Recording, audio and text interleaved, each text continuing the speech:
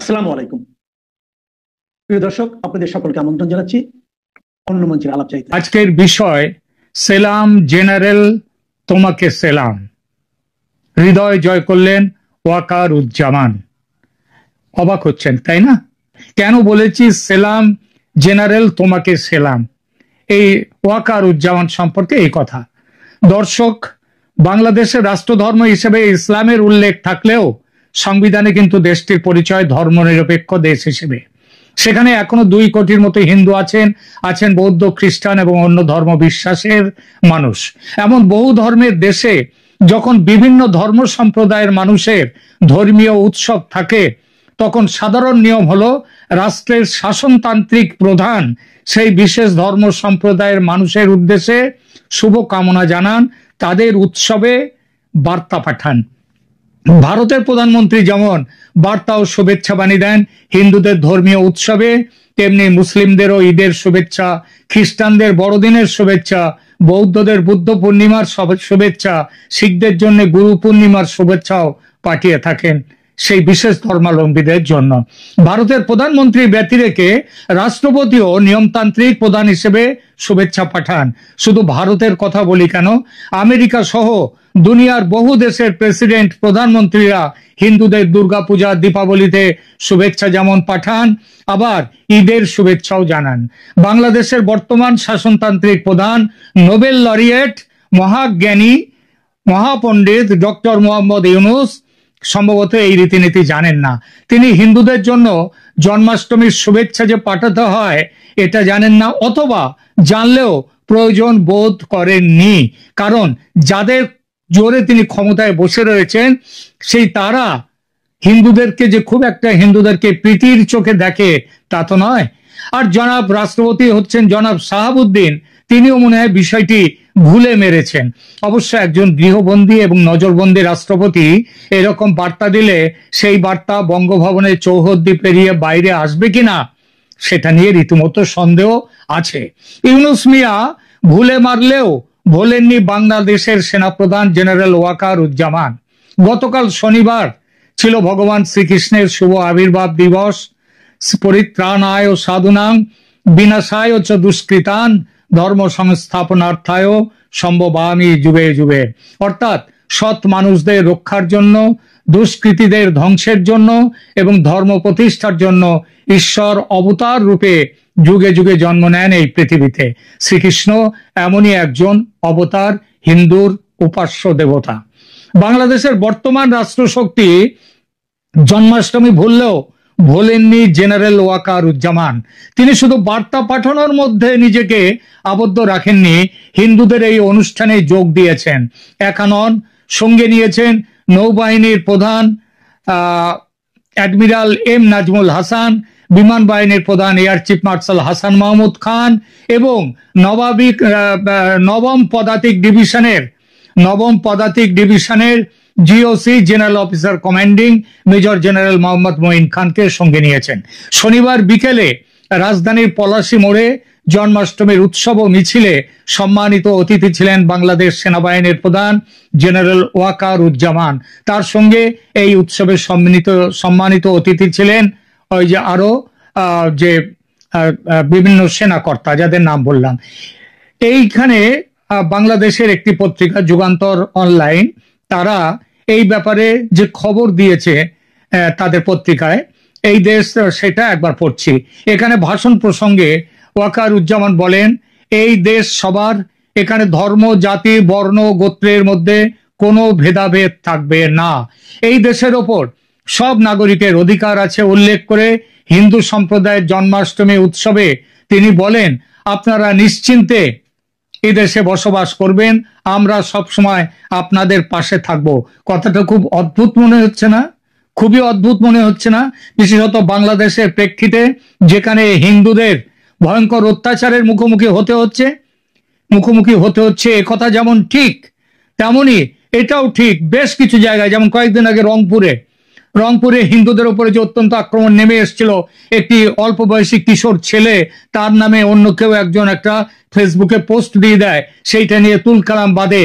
এমনকি সেখানে বিএনপি দল হিসেবে তারাও করেছিল, সেখানে মদত দিয়েছে, জামাত শিবির মদত দিয়েছে, গোলমাল হয়। কিন্তু এই সেনাবাহিনী সেখানে গিয়ে সেই গোলমাল থামিয়ে দেয়। একটা হিন্দুরও প্রাণ যায়নি রংপুরের সাম্প্রতিক গোলমালে। এছাড়া বিভিন্ন জায়গায় তারা, যে আমি নিজে জানি যে বাংলাদেশের ঢাকায় এক ডাক্তার, ভদ্রলোক এবং তার স্ত্রীও ডাক্তার, তাদের একমাত্র মেয়ে, তিনিও ডাক্তার, তার উপরে কিছু একটা অত্যাচার নেমে আসার, মানে তাকে নানা রকম ভাবে ঝামেলা সৃষ্টি করার, তার উপরে চাপ সৃষ্টি করার, এমনকি তাকে কিডন্যাপিং এর চেষ্টা পর্যন্ত করা হয়েছিল। সেই চেষ্টা কিন্তু রুখে দিয়েছিল এই সেনাবাহিনী।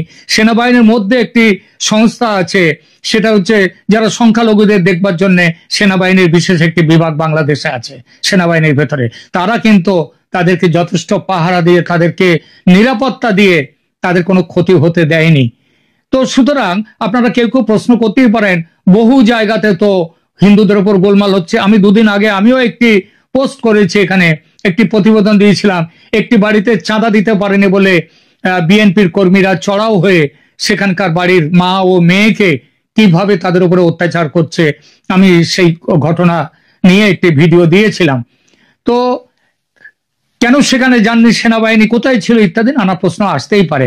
সেনাবাহিনী 100% ঠিকভাবে কাজ করছে, আমি কথা বলবো না, কিন্তু একথাও বলবো 100% ঠিকভাবে কাজ করা তো কোনো জায়গাতে বাংলাদেশের বর্তমান প্রেক্ষিতে সেটা ভাবাটাই একটা ভুল। তবু সেনাবাহিনী তাদের সীমিত সামর্থ্যের মধ্যে থেকেও তারা কিন্তু কিছু করবার চেষ্টা করছে।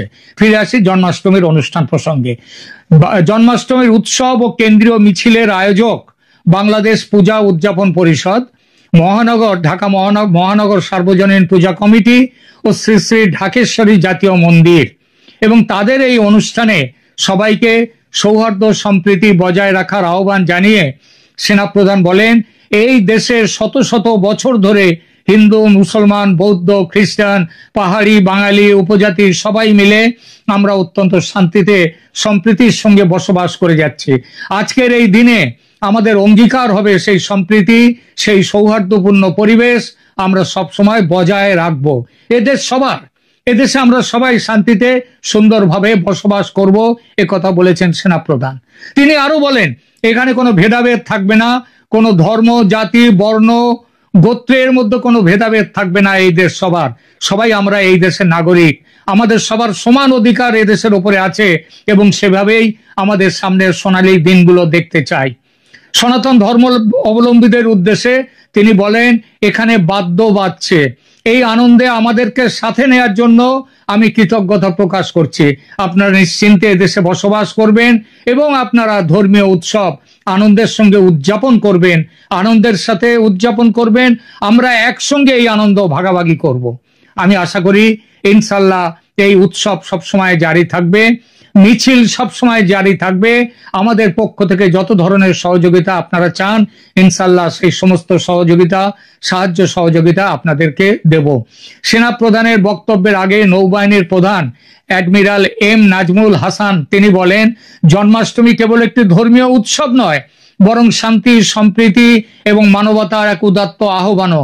শ্রীকৃষ্ণের শিক্ষা, জীবনাদর্শ শুধু অসত্য অন্যায়ের বিরুদ্ধে রুখে দাঁড়ানোর সাহসী যোগায় না, একই সঙ্গে অসহায় আর্ত মানবতার পাশে দাঁড়াতে এবং সমাজের সাম্য, ভ্রাতৃত্ব, সহনশীলতা ও সম্প্রীতি প্রতিষ্ঠায় গভীরভাবে অনুপ্রাণিত করে।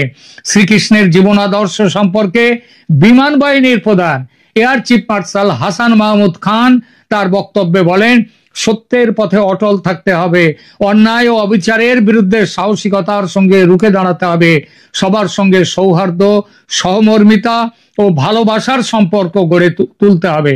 পুরনো ঢাকায় বেড়ে উঠেছেন এই কথা জানিয়ে বিমান বাহিনীর প্রধান বলেন, এখানে অর্থাৎ পলাশীর মোড় থেকে বেশি দূরে না, এই জয়কালী মন্দিরের পাশেই আমার বাসা ছিল এবং লক্ষ্মী বাজারে আমি বড় হয়েছি, আমার লেখাপড়া ওখানেই। তো আমার অনেক বন্ধু বান্ধব হিন্দু সম্প্রদায়ের আছে, এখনো তাদের সঙ্গে আমার যোগাযোগ আছে, ওঠা বসা আছে, খ্রিস্টানও আছে এবং আমরা ছোটবেলা থেকে একটা সম্প্রীতির মাধ্যমে বড় হয়ে উঠেছি, যেখানে আমরা কখনো ধর্ম নিয়ে ভেদাভেদ করিনি। শান্তি ও উন্নতির জন্য ঐক্য অপরিহার্য বলে উল্লেখ করেন বিমান বাহিনীর প্রধান। এই যে কথাগুলো বলা হলো, বাংলাদেশে এই কথাগুলো অন্তত বাংলাদেশের শাসকের মুখে ভেতর থেকে এইসব কথা আজকাল আর উঠে আসে না, শোনা যায় না। তাদের এখন একটাই মাত্র তাদের সামনে লক্ষ্য, ছলে বলে কৌশলে, এমনকি ওই মৌলবাদী জঙ্গি যারা আছে তাদেরকে সমর্থন দিয়ে তারা এবং হিন্দুদের বিরুদ্ধে একটা জাতিগত হিংসা, জাতিগত দেশ, সেইটাকে তুলে ধরে তারা তাদের রাজনীতি করতে যাচ্ছেন। এই রাজনীতির পক্ষে আজকাল বাংলাদেশে যারা ভোকাল, যারা গলা তুলে কথা বলছে, তাদের সব কথা কিন্তু এই শান্তি ও সম্প্রীতির বিরুদ্ধে। এই পরিবেশের মধ্যে, এই প্রেক্ষিতে দাঁড়িয়ে এই যে সেনাবাহিনীর প্রধান, বিমান বাহিনী এবং নৌবাহিনীর প্রধান যে কথাগুলো বললেন, যে বার্তাগুলো দিলেন, সেইগুলো দিয়ে মনে করিয়ে দিচ্ছে যে বাংলাদেশ এখনো বোধহয় শেষ হয়নি, তার সামনে বোধহয় সোনালী দিন আসছে। ওই যে বলেছেন না, আমরা সোনালী দিনের দিকে এগিয়ে যাব। তো যখন শুনি এই কথাগুলো, তখন কিন্তু এই কথাগুলোকে বিশ্বাস করি। আমরা বিশ্বাস করি এই জন্যেই যে বলেছেন রবীন্দ্রনাথ ঠাকুর এক জায়গায় বলেছেন যে মানুষের ওপর বিশ্বাস হারানো পাপ। আর সেই মানুষ যদি এরকম তিন বাহিনী প্রধান তারা যদি একসাথে দাঁড়িয়ে সম্প্রীতির বার্তা দেন, সেই বার্তা আমি জানি বহু মানুষের অন্তরকে স্পর্শ করবে। আজ বাংলাদেশ যে ভয়ঙ্কর অত্যাচারের, ভয়ঙ্কর দুর্বিষহ অবস্থার মধ্যে পড়েছে, সেখানকার সংখ্যালঘুরা যেভাবে নির্যাতিত হচ্ছে, সংখ্যালঘু পরিবারের মা বোনের তাদের সম্ভ্রম যেখানে প্রতি মুহূর্তে লুণ্ঠিত হচ্ছে, সেই পরিবেশে কিন্তু ওয়াকারুজ্জামান এবং তার দুই সঙ্গী, দুই বাহিনীর প্রধান, নৌবাহিনী বিমান বাহিনীর প্রধান, যে বাণী, যে বার্তা আজ দিলেন দেশের মানুষের উদ্দেশ্যেও, সেই বার্তার জন্যে, সেই বার্তা আমি নিশ্চিত অন্তত মানুষকে সামনের দিকে ঠেলে নিয়ে যাবে, পেছনের দিকে ঠেলবে না। আমরা আশা করব সেনাপ্রধান এবং তার সঙ্গী দুই বাহিনীর প্রধানের কাছে আশা করব যে আপনারা রাজনীতি আপনাদের কি না কি, আপনারা তো রাজনীতি করতে আসেননি, আপনারা এসছেন দেশকে রক্ষা করতে, দেশের মানুষকে রক্ষা করতে। 5 আগস্টে আমাদের সেনাপ্রধান দায়িত্ব নিয়ে 5 আগস্টে প্রথম শেখ হাসিনা বাংলাদেশ ছেড়ে চলে আসার পর তিনি যে সাংবাদিক সম্মেলন করেন, সেখানে বলেছিলেন দেশবাসীর উদ্দেশ্যে, আমরা আমাদের জানমালের, আপনাদের জানমালের দায়িত্ব আমি কাঁধে তুলে নিলাম, এই কথা বলেছেন। গত 11 মাসে হয়তো অনেক জায়গায় সেনা এই কথা থেকে পিছিয়ে এসছে, তার জন্য সেনাবাহিনীকে আমি নিজেও এই চ্যানেলে অনেকবার সেনাবাহিনীর প্রধানকে আমি সমালোচনা করেছি। ওয়াকারুজ্জামানকে বলেছি কুম্ভকর্ণের মতো, মাঝে মাঝে তিনি ঘুম থেকে জেগে ওঠেন, তারপরে আবার ঘুমিয়ে পড়েন। ঠিকই, সে কথা যে একেবারে মিথ্যে তা তো নয়, সেটাও আমরা আমাদের অভিজ্ঞতার মধ্যে দিয়ে দেখেছি। কিন্তু এটাও দেখেছি আজকে, এই যে আজকে মানে গতকাল জন্মাষ্টমী উপলক্ষে তিনি যে ভাষণ দিলেন, সেই ভাষণ, যে বার্তা তিনি দিলেন সেখানে উপস্থিত থেকে, সেটা কিন্তু অনেক বড় বার্তা। শুধু একটা ভাষণ, লিখিত ভাষণ কিংবা একটা পাঠ করা ভাষণ কিংবা একটা বক্তব্য জারি করে দিয়ে তিনি বসে থাকেননি। তিনি সেই আনন্দে অংশগ্রহণ করেছেন, উৎসবে অংশগ্রহণ করেছেন হিন্দুদের সঙ্গে, এবং সেখানে তিনি যে কথাগুলো বলেছেন সেগুলো কিন্তু খুব মনে রাখার মতো কথা। আমরা সমালোচনা নিশ্চয়ই করব, যেখানে সমালোচনার জায়গা সেখানে সমালোচনা নিশ্চয়ই করব, কিন্তু যেখানে তাদের প্রশংসার জায়গা সেখানে প্রশংসা করতে আমাদের দ্বিধা হওয়া উচিত নয়। আমরা তাই আজকে আমি এই যে প্রতিবেদনটি করলাম, এর শিরোনাম দিয়েছি যে সেলাম জেনারেল তোমাকে সেলাম। এইটাই বলেছি, তার কারণ হচ্ছে এইটাই। আমি আশা করব আপনারাও বলবেন যে অন্তত আজকে তিনি যে সামনে যে ছবি রেখেছেন, তিনি আজকে যে বার্তা দিয়েছেন, সেই বার্তার জন্য আমি আশা করব আপনারাও বলবেন বাহবা, সেলাম ওয়াকারুজ্জামান এবং বাহিনী, দুই বাহিনীর প্রধান, আপনাদেরকে সেলাম।